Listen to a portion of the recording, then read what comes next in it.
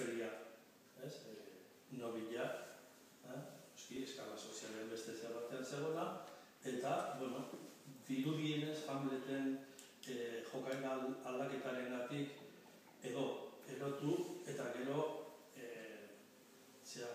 zume negarti horietako batetik uretara erori edo bere burua bota zuen, edo ez da garbi gelditzen, amigotasun bat, gelditzen da bere eromenean. Eta orduan, badirudi Hamletek egiten duela, eta beraz, lehenengo galdera da, duen kontra, edo, lehenengo, maite ote du. Zer literalki, danetarako ipuak agertzen dira. Jakina da baiez, etengabe aitortzen du ala dela, naiz erretorikoki momenturen batean zoroarena egina zukatzen duen. Eta zergatik esaten dizkio orduan, esaten dizkionak, eta zergatik bialtzen duen lekura. Hau ez dakit, irakurleok gogoan izango zuen, baina nola bialtzen duen komentura. Behin da larriro, esaten du, komentura, irakurriko, gero pasarte txiki bat.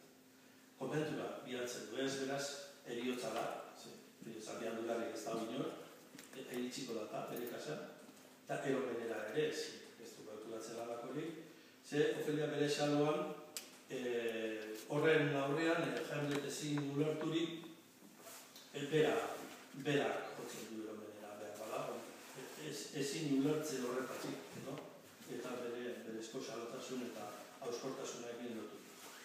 Eta ere zergatik konbentu da, hau uste klasikoa da. Ezinezkoa da bibliografia guztia irakurtzea, zendu asko jorratuta modagai hau 100 bat liburutan, baina ni naiz iritsi liburu guztiak irakurtzera eta beraz nire interpretazioa egiten dut. Ze harriak egiten da lehenengo irakurketan, kolpetik, azte konbentu da. Ofeliak badirudi ez duela ulertu eta guk ulertu dezakegun. Azalpenik ez dago, gizuen zertietan personaien jokabideak eta itxarrakak daude. Beraz, inok ez dizkigu ematen esplikazioak eta zer. Orduan, ia ulertu ditezken Hamleten ateraldi zakarrak, zoroenian ere burutsuak dira beste personaje batzuk esatu duten bezala Hamleten hitzak. Hortik datoz, zaitasun batzuk. Noiz ari da zorroaren egiten eta noiz ari da solo txura horren azpitik beste zerbait edo beste.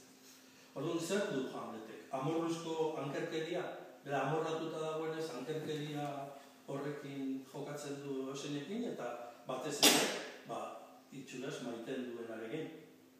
Eta zergatik amorrua. Zergatik zuzentzen du amorru hori Ofelia argita garbi, errugabe den horrengana. Hortarako, pixkat, behitatu beharra dago, egiten ari naiz, edozein irakurlek, beharko lukena, antzerki bat irakurtzen ikusten duen horretan. Nahi badutzen inguruan, berak saiatu interpretazioan. Batez ere, harri-garri gertatzen dien.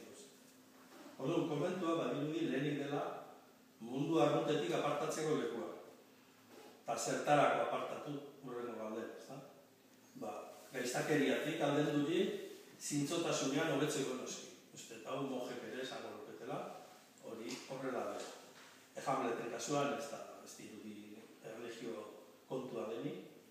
Eta beraz, zintzotasunean eta garbitasunean hobetzeko.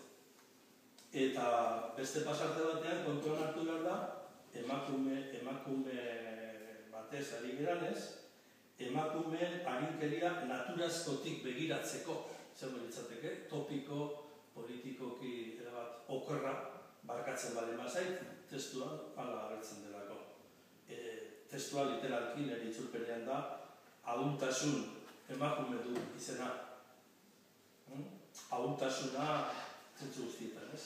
Pekatuan erortzeko, erorarazteko, eta hori, barkabekik, inok ez ezala esan, nik esan dut, personajearen hitzak dira. Eta koska hortantze dago. Munduaren gaitza belaunaldiz berritu joatea dakarren honi saiesteko bialtzen du konbentura, edo nire hipotesi, momentu dutako nire hipotesiak. Alegia, aurrik ez izateko. Alegia, ama ez bihurtzeko.